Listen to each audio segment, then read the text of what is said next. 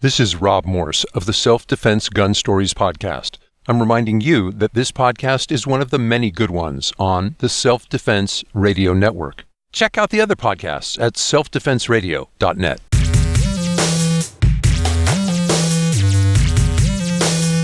Welcome to Unload and Show Clear, the podcast about all things IDPA.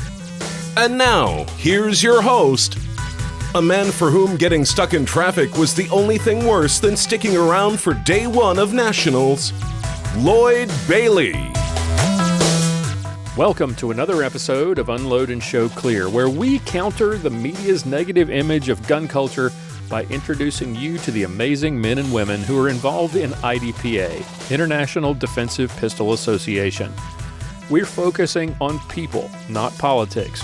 The everyday people from all walks of life, men and women who volunteer their time and effort, who spend their hard-earned dollars on travel, match fees, and gear to make this sport great. They're your doctors. They clean your teeth. They're fixing your houses, taking care of your pets. They fix your computers and pilot your planes, and they protect our streets and our nation. They are gun culture at its finest, and it's misunderstood or completely unknown to the mainstream media. Today, I'm going to introduce you to another one of these awesome people. But first, I want to thank today's sponsor. I found my friends Dave and Reagan Williams at Salina Gun Shop when I needed an FFL transfer for a firearm. Several years ago, they were just a tabletop FFL. Well, since that time, they have grown into a one-stop shop for guns, ammo, accessories, gunsmithing, custom engraving, and they are a certified Cerakote applicator. Whether it's a custom build, engraving, or Cerakote, no matter how mild or how wild you want your firearm, no matter what you need, they can handle it. Now, I've taken them older guns that have bad and scratched up finishes. Salina Gun Shop made them look like new. When my wife wanted her own Glock 19, I had Salina Gun Shop Cerakote the frame to just the right color that she wanted. I've had them install new sights on my guns, do repairs and trigger work on my revolvers. I trust them with my guns, and you can too. I cannot recommend them highly enough. Check them out today at salinagunshop.com. That's CELINA gunshop.com. Look for a link in the show notes to get to their website. Or if you're here in North Texas, stop by and visit them in person at 701 North Preston Road, Suite 310 in Salina, Texas. salinagunshop.com. Small town store, big town service. salinagunshop.com. Our special guest today is from my home state of North Carolina. Todd Barber is our guest. Todd, welcome to the show. Well, thank you, Lloyd. I appreciate you inviting me. Well, it's good to have you here. It was a pleasure to meet you at Worlds, and I appreciate you taking the time to be on here with us. Tell us a little about yourself. You are from Wilmington, North Carolina, on the coast. Tell us what you do for a living there in Wilmington. Well, I am a small business owner. I own a couple of bars, one in the downtown area, one in the Carolina Beach area, and also have a screen printing and embroidery company that do a lot of printing for a lot of my fellow business owners and stuff like that. Before we started recording, you mentioned that you grew up on the Outer Banks. Is that where you spent most of your childhood, and is that where your interest in guns came from as a kid, or did you get interested in guns later on in life?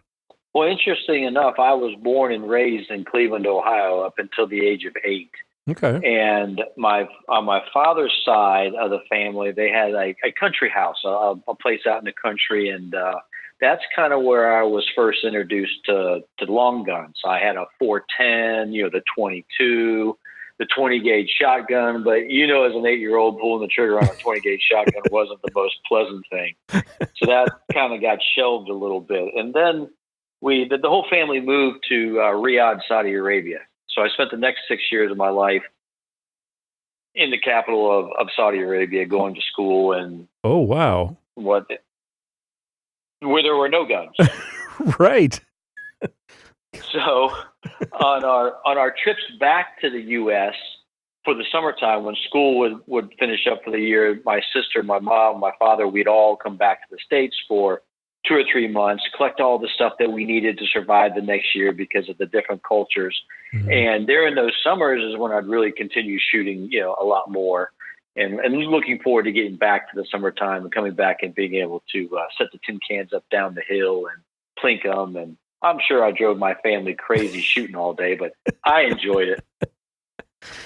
So where did you get interested in or hear about competitive shooting?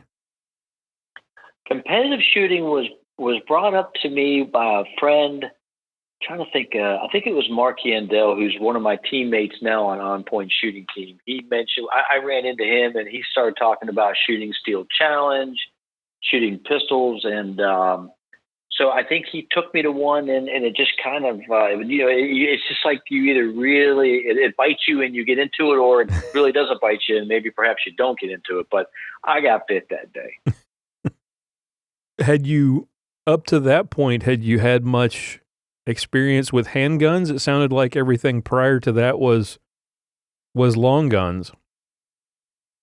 For the most part, it was all long guns. I had bought a few handguns myself. The Beretta stainless steel, the 92 FS was the first pistol that I ever purchased and still have it. Nice. But I never really shot. I mean, you go to the shooting range and you stand in the lane and you run the target out 3, 7, 10 yards and you shoot one mag and then you reel back in and you marvel at your glory, or at that time probably multiple misses. And so that was pretty much the extent of my pistol shooting. What was the attraction of the 92 FS? At the time, I think it was the standard issue of the U.S. government, the U.S. Army, and I for some reason I just liked the way it looked. And to be honest with you, I don't know. It's Lethal Weapon and Die Hard, probably. Yeah, you know what? You're probably exactly right. Subliminal messages through the media. Very cool. Yes, buy this gun. Get the bad guys. That's right. So how did you hear about IDPA? You went out and shot some Steel Challenge and fell in love with handgun competitive shooting, but how did you, that's, Steel Challenge is sort of like, it's one step up from shooting in that static line. You're still shooting standing still, and how did you get introduced to action pistol shooting? So I think Mark had explained to me that let's go shoot an IDPA match, and I expressed to him I haven't really ever drawn a weapon from a holster. I'm not really sure that I'm really ready to go there with it yet, and so I think, if I remember correctly, he was like, well, let's go shoot a Steel Challenge, just kind of get the juices flowing, get the movements to draw, target acquisition down pat. Gotcha. And then pretty soon after one or two of those, we naturally gravitated towards the IDPA matches. So, nice. So he slowly sort of got your toes in the water, and instead of throwing you into the deep end, he worked you up to the moving and shooting. Very cool. Which is kind of completely against anything that I do nowadays, because anybody who asks, what do you do? And I say, we shoot IDPA and some other shooting sports. And they're like, well, I want to come watch. I'm like, no, bring your gun, bring your holster, bring your mag pouches. You can use my cover garment. You're going to shoot the match. And so I don't take people to Steel Challenges anymore. I get them right into the sport because it's such a fun sport. It is the sort of the lowest barrier to entry for new shooters, and if you're talking action pistol, IDPA is an easy entry. What do you remember of the first match? Where was it, and what do you remember of that first local match? So the very first local match I shot was at Ant Hill. I was shooting a 1911. So I was shooting a single stack, and I just remembered how much fun it was. I mean, it was, I think I finished in the lower third of the match, like most new shooters, but it was just so interesting to me that I was watching some of these other guys and how fast and smooth and accurate they were. And it was just, the fun of being able to move with your handgun. Right. That was something in indoor shooting ranges. If you started moving in a handgun, you were probably getting your gun's taken away and you're probably getting escorted out the front door after you paid your bill. So I think it was just the whole thing of being able to shoot the targets, being able to, go for the accuracy, the speed. It was so many moving parts that just got you excited. Yep. Ant Hill is in, remind me. It's Bolivia, North Carolina. Okay. Correct. All right. Great, beautiful outdoor range. I have not been there. I've seen pictures, but that part of the state is very pretty. And so, how long after this first match before you decided to get out there with the guys with the NASCAR jerseys on and shoot a sanctioned match? How long was it? Where was it? And what do you remember? Well, I kind of started picking up the sport in 2010. Sometime in the latter part of 2011, Lloyd, I had an accidental discharge coming out of the holster. Oh. And actually shot myself 5 times with one .45 caliber full metal jacket. What? Yes, I had a very unfortunate experience. It just was one of those things. I was using a single stack. I went from a concealment holster that I was shooting IDPA. I was shooting a USPSA match. I got one of these new ghost rigs. Never had practiced with it. Well, the angle of the gun sitting off your hip and pointing the muzzle a little bit forward, when I dropped down on the weapon, it, instead of my finger hitting and coming up on the slide, it came up in the trigger well. And at the same time, I deactivated the hammer safety. Oh, wow. Pulling the gun up out of the holster was just enough to clear, and I negligently discharged that round. Luckily for me, I will never win the lottery because this shot was my lottery. It didn't do any damage. It basically picked up the skin, traveled underneath it, pushed my kneecap away from my knee bone. The bullet traveled between that, and then it nicked the end of my toe. Oh, wow. Holy. So that put a damper on my shooting excitement. That was kind of like, whoa, wait a minute. This wasn't what I expected. So this isn't fun anymore. I make light of it.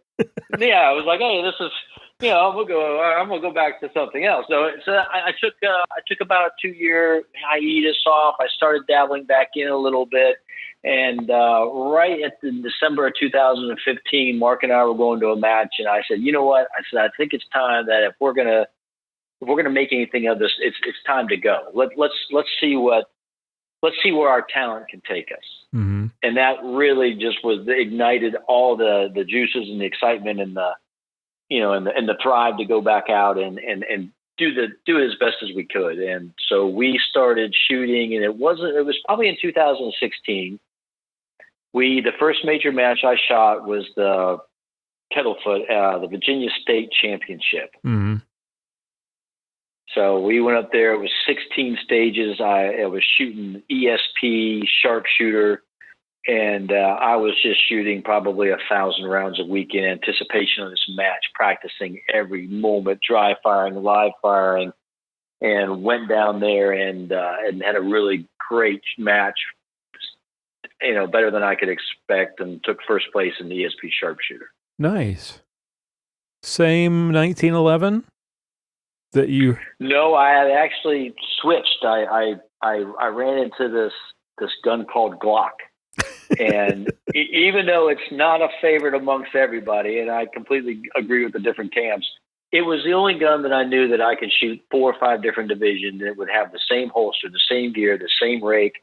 Right. When I went down and grabbed that gun, it was going to be pointing in the same direction, and I knew that if I was going to be proficient and consistent in all the different divisions, working my way up through major match bump stat, this was going to be the platform I was going to choose. Okay. So not to dwell too much on the ND, but what did it take? I mean, for a lot of people there are people who have their first match experience is disappointing, either because they don't do as well as they thought they would, or they make all kinds of mistakes, or they get DQ'd. Not everybody goes out and has a negligent discharge and shoots themselves. that's to decide to come back off of that. What did it take? What was the thought process, and how did you approach? I mean, were you apprehensive about even trying to draw from the holster again? What was the thought process like? Well, at first, I think anybody goes back and wants to review and just get analytical about every little movement that you made that led up to that unfortunate, course of events.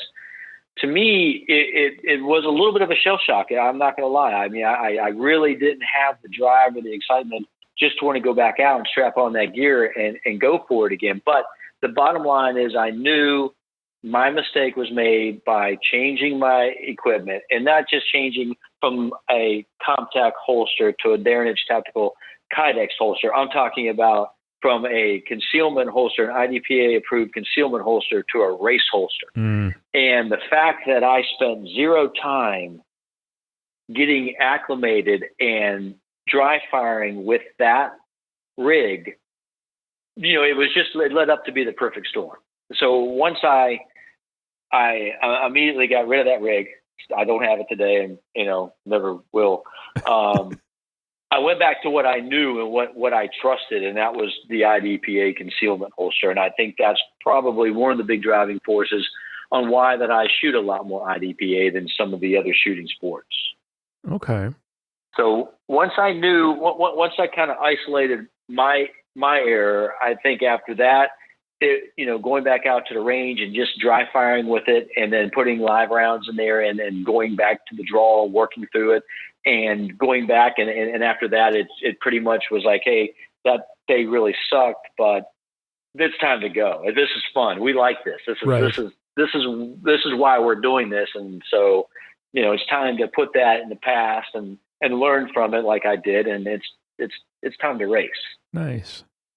So you think subconsciously that's part of the motivation to sort of simplify and like you said, you're going to the Glock and you've got exactly what no matter what division you're shooting, exactly how that gun sits, how it feels in your hand, what the trigger's like, the whole manual of arms, that subconsciously that past bad experience drove you to simplify your whole approach to gear. You know what? I've never thought of it that way. What I've seen so many times, Lloyd, is I've seen the guy who goes out, and I'm not saying it's wrong, but I'm just saying he buys the Glock, and then he's shooting the Smith & Wesson this, and then he's shooting the CZ. Right. Well, each gun is different in your hand, and each time that you pull it up, you don't have that muscle memory that when I draw up and I'm looking at something, my gun, my sights go right in front of my eyes.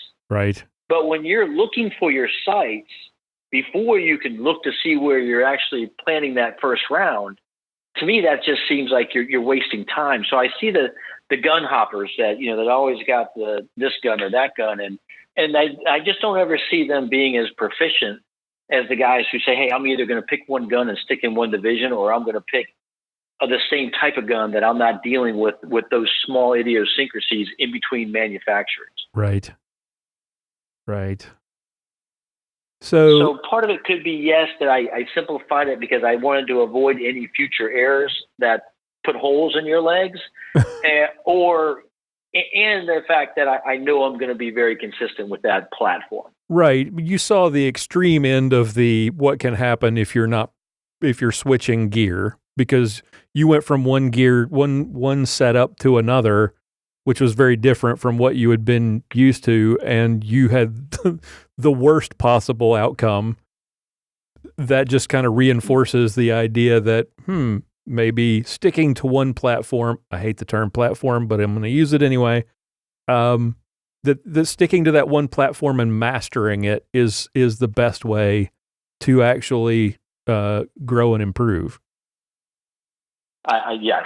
And I think that for some divisions, there are better manufacturers than others, but Glock seems to be a one-shot fit, a one-size-fits-all type, right? Gun that you can easily mod.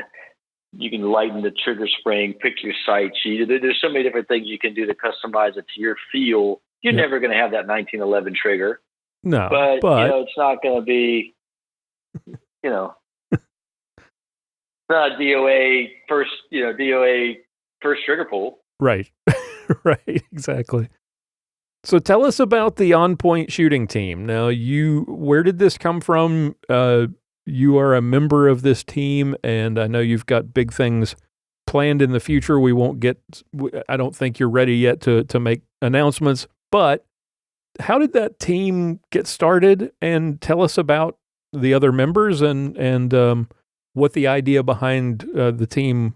I mean, did they come to you? Did you and your buddy start it up? Was this you and the guy who introduced you to IDPA, or how did this come about?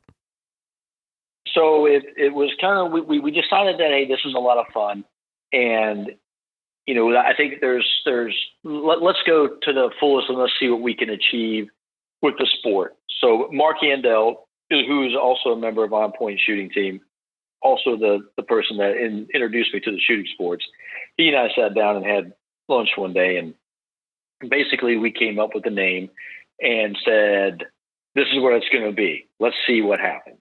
So we went out, being fortunate enough to have some skills and some ability to win, and that always helps. Right. So we just kind of started massaging it, and then we brought in Wilton Dietz, who at the time was an FFL, and he said, hey, look, I can help us get guns, we can do this. And so we just kind of formed, and the fact that all three of us got together and we liked each other was kind of a bonus. And always good. Through all of our shooting of these local matches and whatnot, there's another guy who was always at the top of the leaderboard that we always liked to hang out with, named Rob Anacario. And that pretty much was the birth of On Point shooting team. And, we got our first little jerseys. We had Scott Harris, who is the national sales manager for Angstead Arms at the time, owned a company called Source Munitions, which is an ammo manufacturing company in Carolina Beach. Never would put the two together, but so he was kind of one of our first big mentors / sponsors, and a big part of the reason why we're here today and still going at it strong. Nice. So so now you picked this game back up in 2016? Is that right? Yeah, I took till 2013 off, and then kind of like 13 through 15, it was kind of like a couple matches here, there, getting back in, getting the flow going again. Right. So you about 15, 16, you really hit it hard and decided you were going to make a go of this and do the best, see what you could do. You're now a master in CCP and an expert in 4 other divisions. What did it take? You said you were shooting 1,000 rounds a week in preparation for Kettlefoot. What happened after Kettlefoot? What was the level of participation, to use a Steve Anderson term? What did it take to get to master? After I shot Kettlefoot, ESP sharpshooter, and went to expert, I switched divisions, and then I pretty much, from the Smith & Wesson Indoor National, I got promoted from CDP sharpshooter to CDP expert. Can't remember all the different, but I pretty much went through and exhausted most every division except for revolver and bug. Somehow I landed at CCP, being the last of my divisions to get bumped from sharpshooter to expert, which I got promoted in that match. Pretty sure it was Liberty match. Walter puts on a great match down there. But so I told myself, well, because not many people really want to shoot CCP, I'm going to stay in it. Well, in 2016, I shot the Delaware State Championship, won the division, but only beat 8 people. Okay. It took me 2 more years of shooting CCP to finally beat 9 people in either expert or master division. And I mean, I have countless. I mean, I had a great 2.5 years. I've got a lot of first places. I mean, it was an amazing journey. I wouldn't change it for the world. But all my other teammates were like, well, just switch to ESP and just you'll go out, you'll get master, no problem. And I was like, I'm going to stay at CCP until I get this bump. And so it was more of my choosing to stay in that division.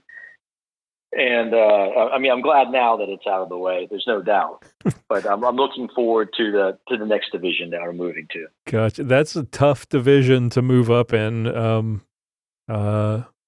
So now that you've mastered CCP, no pun intended, of course, what is the division that you're focusing on now?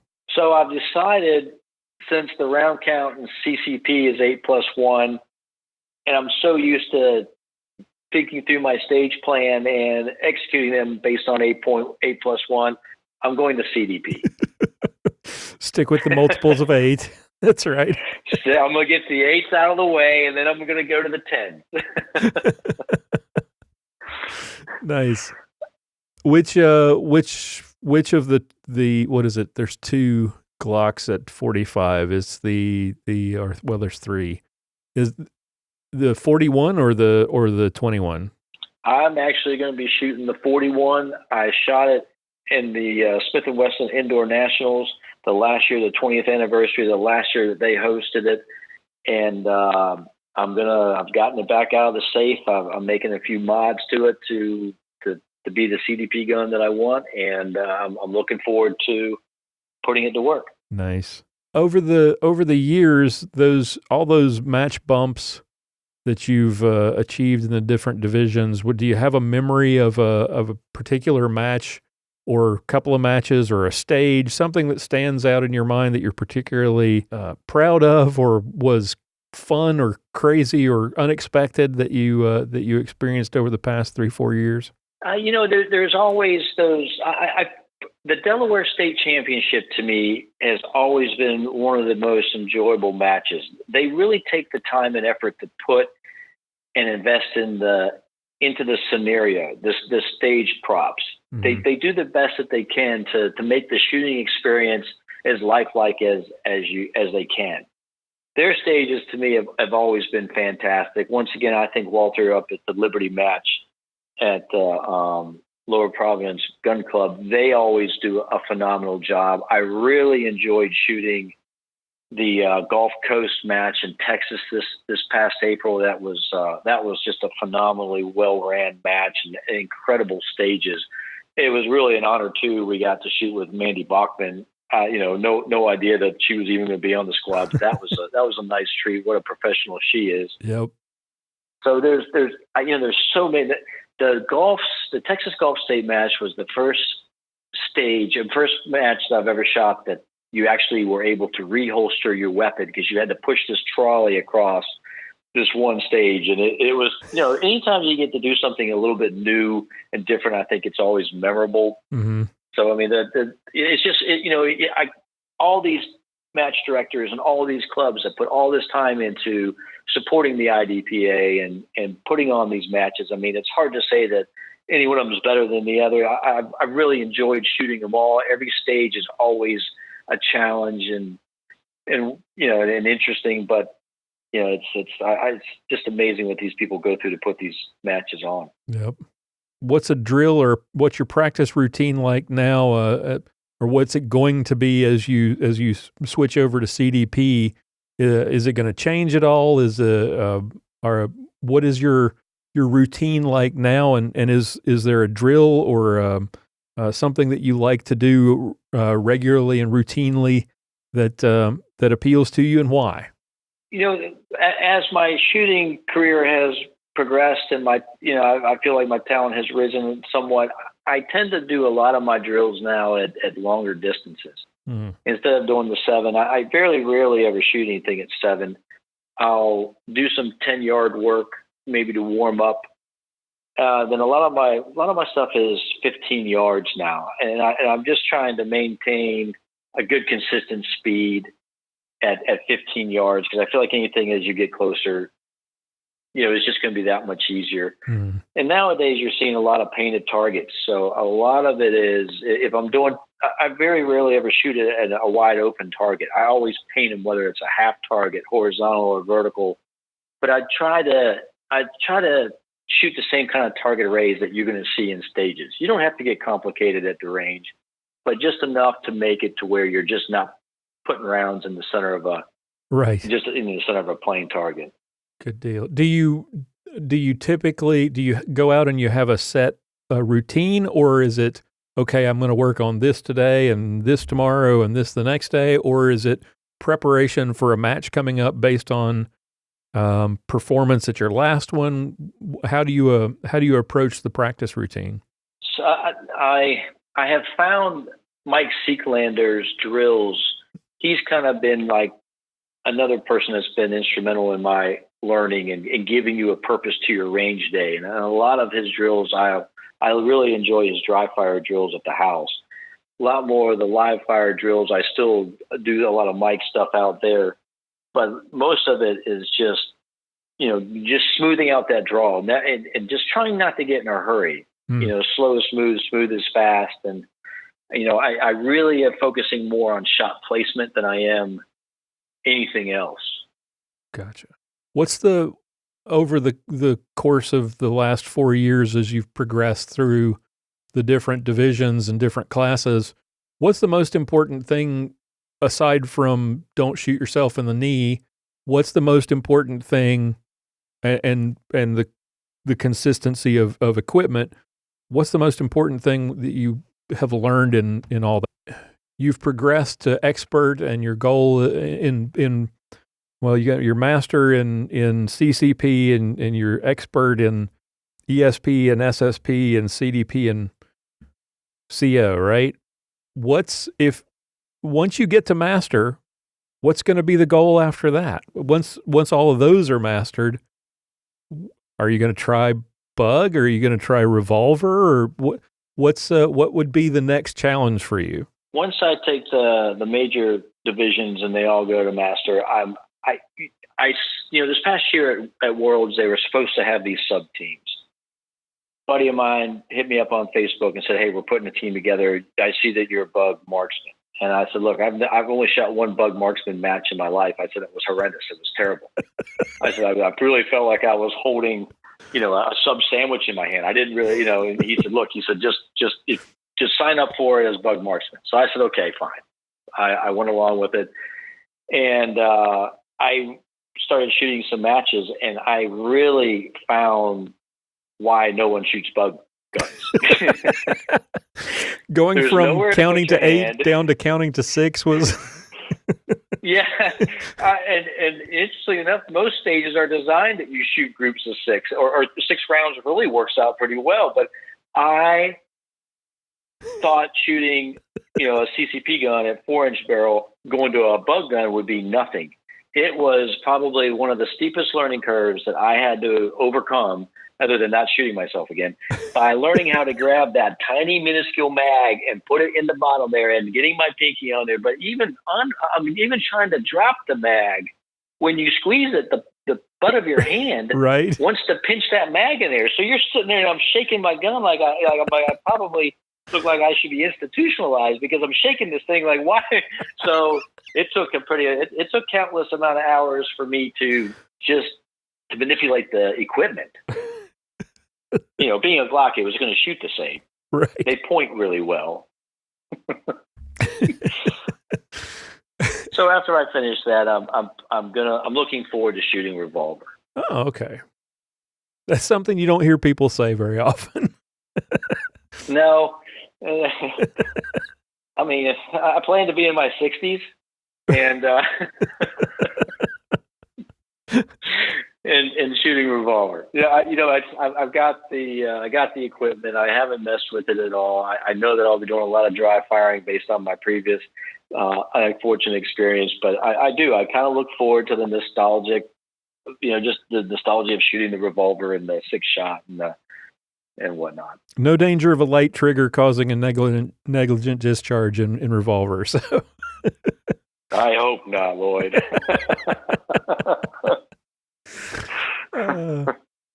So as we kind of wrap up here, what is it about IDPA? That you shoot the other sports, and you started out, you dipped your toe into the waters with Steel Challenge. What is it about IDPA? You mentioned that you really like the sport, but why? What is it about IDPA that you love so much and that keeps you coming back instead of devoting more time to other shooting sports? I think one of the main reasons why I continue to enjoy and focus on IDPA is the practicality part of it. That at any given day, unfortunately, with some things that are going on in the world today, that might be the difference of me and whoever I'm with, or me and the group of people I'm around, walk out of a situation alive.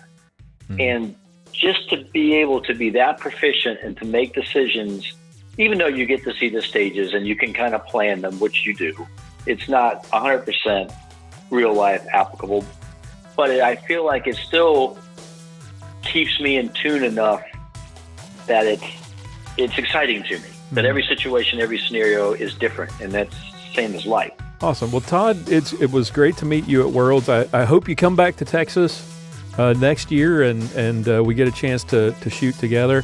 I really appreciate you taking the time to come on the show, and I look forward to seeing you soon. Lloyd, I appreciate you having me on the show. It's been a great time, and I'll definitely be back down to Texas, and hopefully we can definitely put some rounds down range. Sounds good.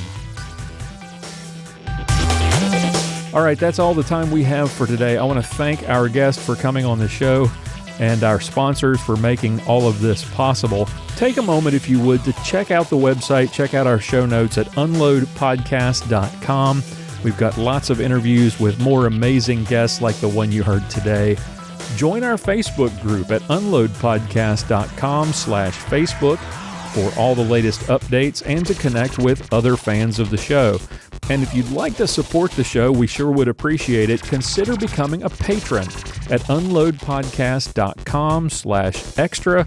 I've got some full-length interviews and special content available there exclusively for patrons as well. And if you know somebody or you yourself would make an interesting guest for a future episode of Unload and Show Clear, please contact me at lloyd@unloadpodcast.com or click on the contact page on the website and send us a message. We'd love to hear from you. Tune in again next time for another episode of Unload and Show Clear.